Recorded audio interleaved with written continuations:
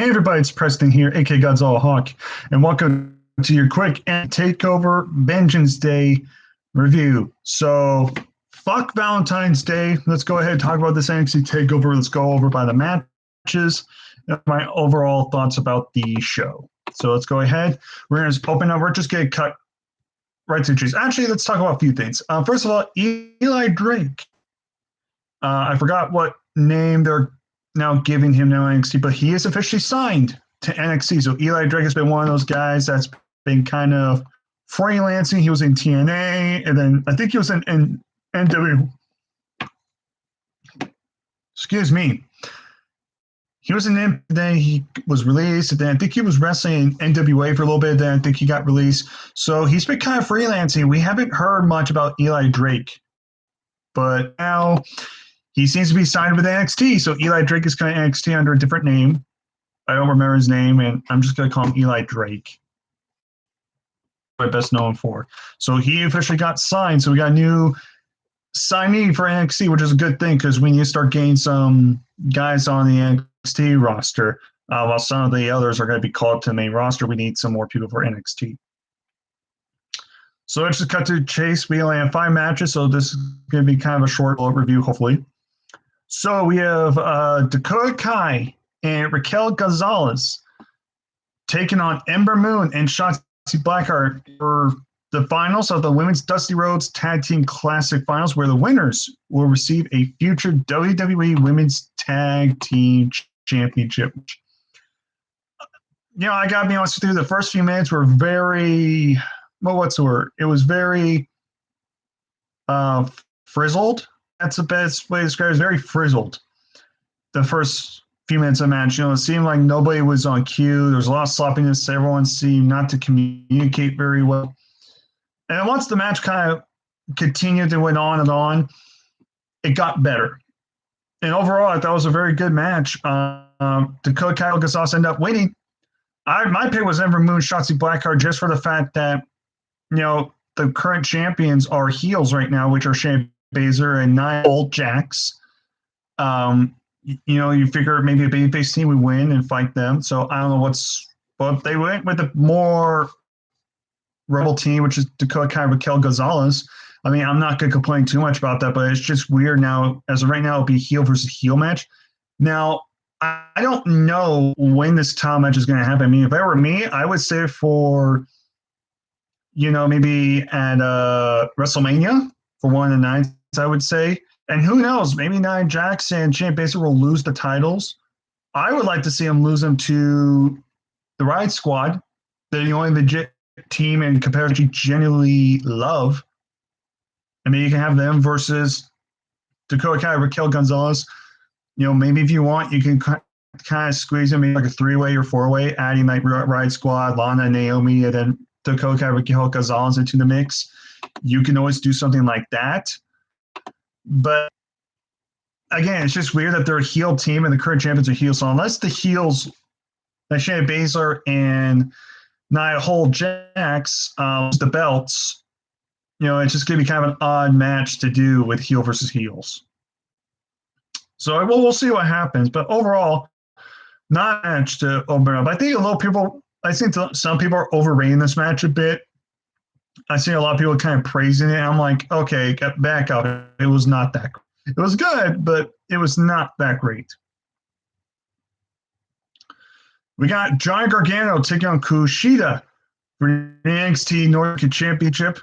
Up to this point, I thought this was match of the night. The last few Gargano matches, I got to be honest with you, some of them have been very luster, to say this. I mean, the last match he had, the 3-way with Leon Rush and Danny Priest, was very good. He had a match with Keith Lee, but that Keith Lee match was very disappointing in my eyes.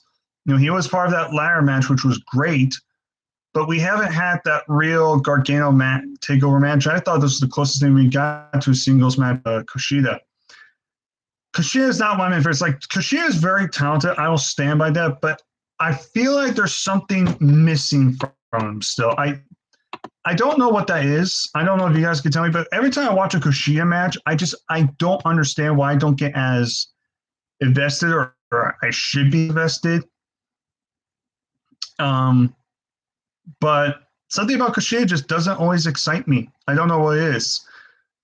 And he's a great, and Gargano and Kushida clearly have great chemistry. They have that chemistry. And if this was a Full Sail crowd or a Takeover crowd, like with an actual Pat Stadium, or these people would be all on board on this match. This was just a straight one-on-one match, no way involved.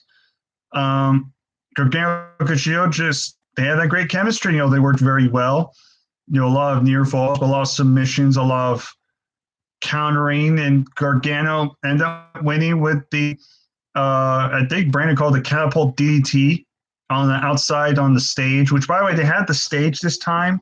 Instead of a ramp, they had like a ramp like they did in TNA for a short period with some of their pay-per-views, and they also did in the, oh, fuck. Well, I was just thinking of this, too. God damn it! I forgot the other promotion they did. It was on the tip of my. But they basically had bridged to the apron, so it wasn't like a ramp and you got to climb up the steps. You could just walk right through the apron. I thought that was kind of neat. But anyways, the DT on the ramp, and then he went back and then hit again in the ring, and that was it. So Kushida ends up losing. So now who does Johnny Gargano fight?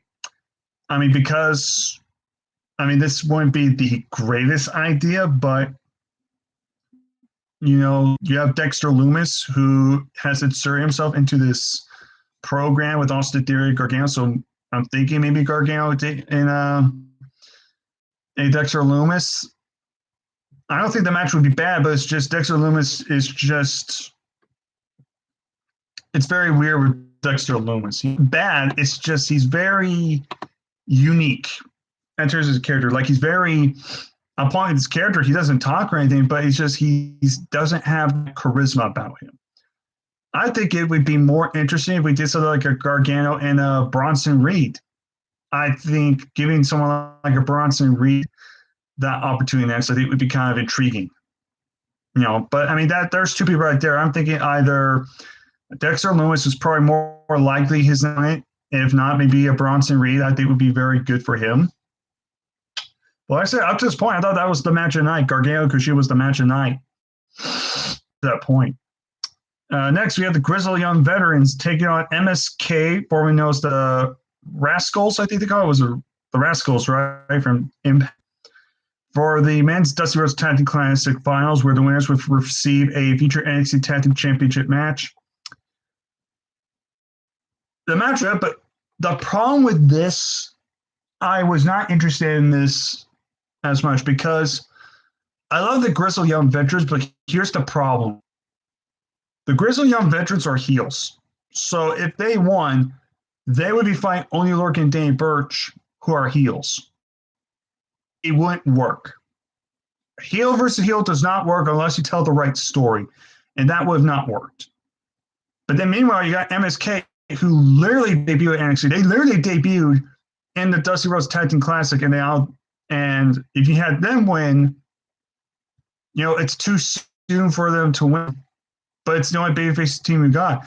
When they put Ciampa Thatcher, I thought that would have been a better choice. They're more established. They're the team that kind of respect each other now. I think that would have been a more intriguing matchup. That you could give MSK the victory next year.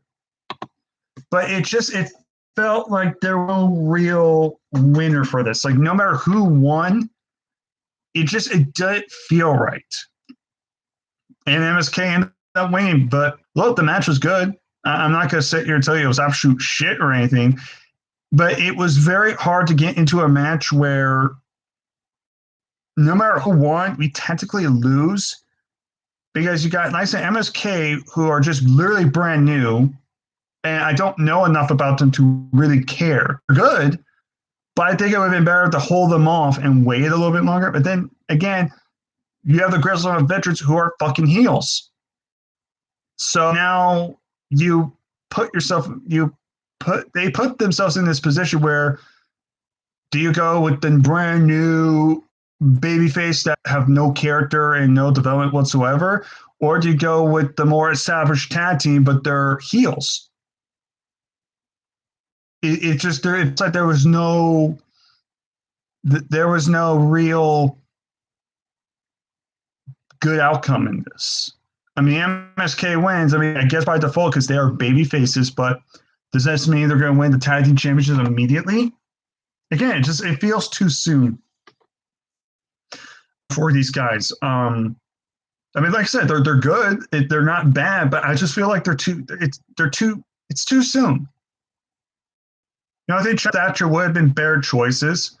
I think they would have been better choices, but again, you know, MSK and Owen Lorcan and Danny Burch, I think could be a great match down the line. So I'm not going to say it's going to be a bad match. I just feel like MSK, it's too soon. I think if they would wait a few more months, then I could buy them fighting for the tag team championships, or at least wait until next year for them to win the Dusty Rhodes Tag Team Classic.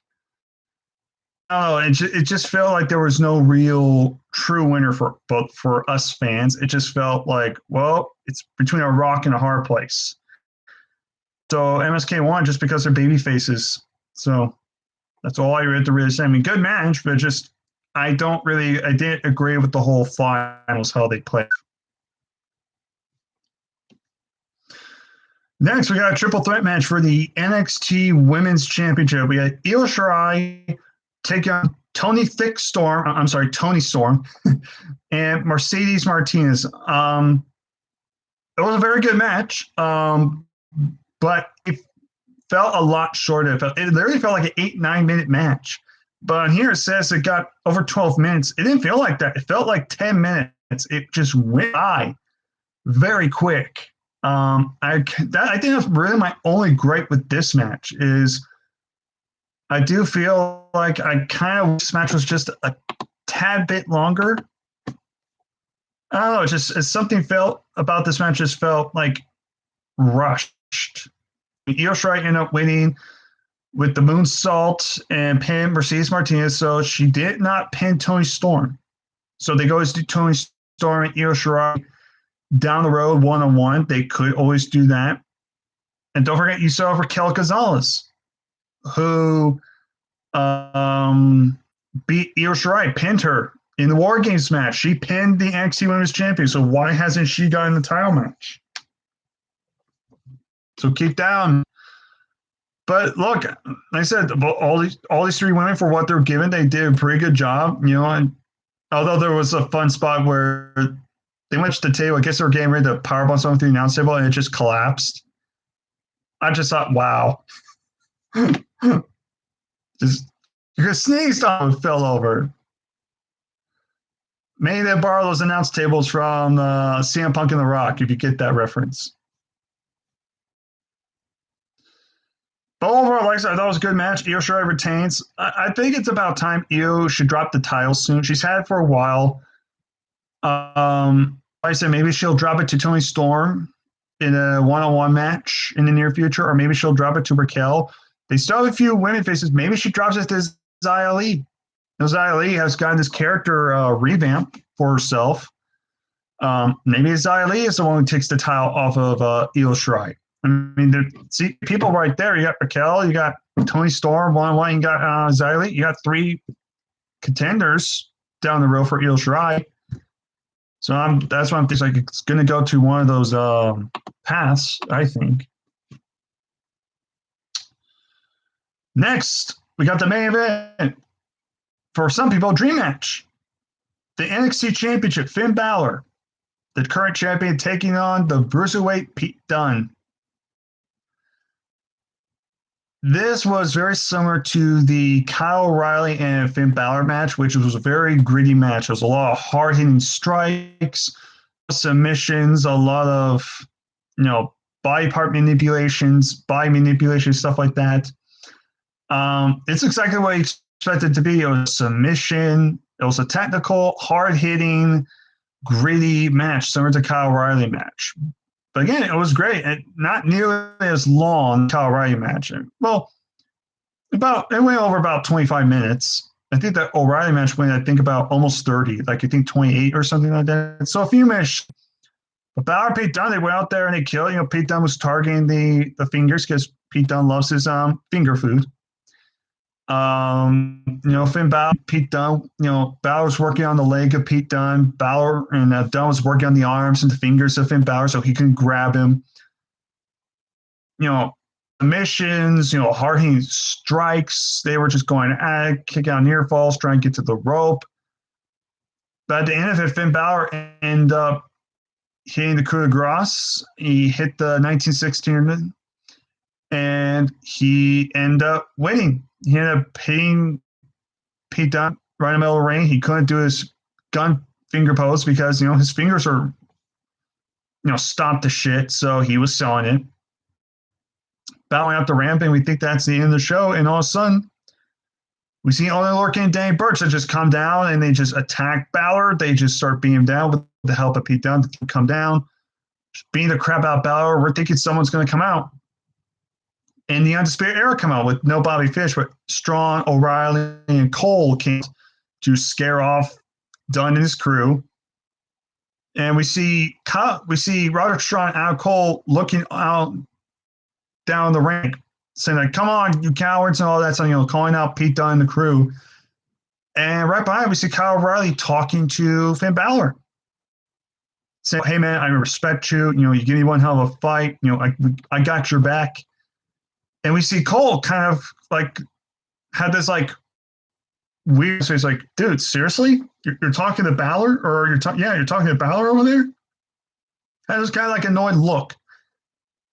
And we think Cole's going to give him or something or gain his case, but he doesn't. They end up all doing the Undisputed Era finger gesture. They all up in Balor's lineup with them, but he does the finger gun, the gun point with his other hand, and while holding the championship. And we think that's good. And then Cole just super kicks Finn Balor right out of nowhere. And Roderick Strong's like a little confused, like, "Dude, what are you doing?" Cowboys getting to Adam Cole's face and like, "Dude, what the hell? I thought we were on the same team. Well, Balor was on our side, dude. What were you doing?" And Cole was getting frustrated, and then he just super kicked at Kyle O'Reilly. He finally attacked Kyle O'Reilly, super kicked him, knocked him out cold, and Cole just annoyed. And then you see Roderick Strong just right in the middle, just looking at Cole, looking at O'Reilly, and he just has this conflicted look, like, what just happened? I mean, do I leave with Cole and stay with the Undisputed Era, or do I help my full colleague and friend, Kyle O'Reilly? So they finally started the friction with the Undisputed Era. Like I said, we did not get Bobby Fish on the show. I think he's still recovering from another so we did not get her, but they're clearly now they officially planted the seeds for the Undisputed Era. So it looks like Cole's back to being a heel. His babyface run wasn't long. But Kyle O'Reilly's a babyface, and when it comes to Roderick Strong, we don't know where his allegiance lie. They're clearly doing similar to what they did with the Bullet Club Civil War thing with the Elite and the OGs.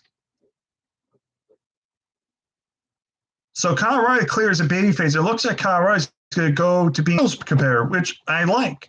We could use some more baby faces on that roster. And look, and here's the thing. I think that's one of the reasons why they did Kyle O'Reilly Finn Balor, which we thought was kind of random, but we know it's going to be a kick-ass match and it ended up being that. I think that was kind of let's test Kyle O'Reilly. Let's see if he can hold his own. Let's see if Kyle can hold his own. And he did. He showed the world that he was capable of holding his own. I think the time was to get rid of Kyle O'Reilly. So they turned Kyle O'Reilly babyface. He's going to be a single star. And it looks like Bobby Fish, Adam Cole, Roderick Strong for right now is just going to be the three of them at Undisputed Era. Is this going to be the end for the Undisputed Era as a whole? Or do you think maybe Cole and the others just get some new matches? I mean, look, we got Eli Drake, who just came in. Who's to say that he can't join the Undisputed, get him groomed? There's a possibility maybe Eli joins the group and is the one that kicks Adam Cole out of the group, and Eli becomes the new member for Undisputed Era. There's a few different directions. Hell, there's probably someone in the back end and see we haven't seen yet. So clearly what's going on is it's probably to an Adam Cole and Kyle O'Reilly match, which they've had matches in the past with Ring of Honor. So we know especially if you watch the Ring of Honor matches, you know what kind of a match we're going to get. We get basically a Ring of Honor match. So it's only a matter of like when does that match happen? I'm assuming probably the next Takeover. I really doubt they're going to do that at WrestleMania. If anything, they're going to do Finn Balor versus Karrion Kross for the NXT Championship. I think that's more likely to happen at one of the nights of WrestleMania. But if they want to, maybe like the week before that Mania, they could do a quick takeover. They could do another takeover with Finn Balor maybe defends the chip against somebody. They could do a championship match with that if they want to, or they could just do something completely different where Finn Balor doesn't defend the NXT Championship. Maybe the main event for that show, they would do Adam Cole and Kyle O'Reilly. And maybe you could have Roderick Strong be like the special guest referee or enforcer to tell that story. With the Undisputed Era. Or maybe Gargano defends the North American Championship against, like I said, Bronson Reed or Dexter Lumis. You may have the Cruiserweight Championship on the line on that show. Have the NXT Tag Team title match, the MSK versus Oney Lorcan and Danny Burch. No, you can even do the Women's Tag Team Championships on that show too if you want. But you could always do that match for WrestleMania because the Women's Tag Team Championships, they're not NXT exclusive. They're WWE as a whole, so they can switch all brands. I would just save that match for WrestleMania. You could do that. There's a lot of different possibilities you can do with everything now moving forward. It's create some buzz now. And that's a good thing, though. That's a good thing. That's one thing I think guys like Alex from the Lexman or just Alex will agree is it creates some buzz. Even though Pete Dunne didn't win, we left on a cliffhanger with some buzz now. Now it's like, well, what's going to happen with the Undisputed Era? Is it completely shattered? Is the Undisputed Era going to completely disband? Is it just going to be 3 members now? Or are they going to get more members? Is someone else going to take over? There's a lot of stuff that could happen. But that was basically the show tonight. Overall, I give it 8 out of 10. So there was some stuff in it that was weird. Like, it wasn't a perfect show. But again, there wasn't one bad match. But there was some roughness in the beginning, the women's tag team match. Again, MSK, Girls of Veterans. Again, the whole dynamic on that, just I don't agree with. Io Shirai, Tony Storm, Mercedes Martinez was just a little too short. I think if they would just fix some of those problems, I think this would have been one of the best takeover shows they've ever done, honestly. But overall, I can't give it anything lower than 8. I think an 8, I think, is a very fair, reasonable rating for the show. With that being said, that's going to be it for now. I might be doing a Q&A this week, so stay tuned for that. So big questions, let me know. There will be Elimination Chamber review next Sunday, so I'll be back on here to talk about that. With that being said, though, I'm going to go ahead and end this off. So comment down below. Give me your thoughts about the show. What did you think about it? What was your match tonight? What did you think? What did you like? What you didn't like about the show? What are some predictions for the next Takeover or even maybe for WrestleMania for the NXT matches? With that being said, guys, all I can say is take care of my peeps. Have a good night. I'll see you guys next time.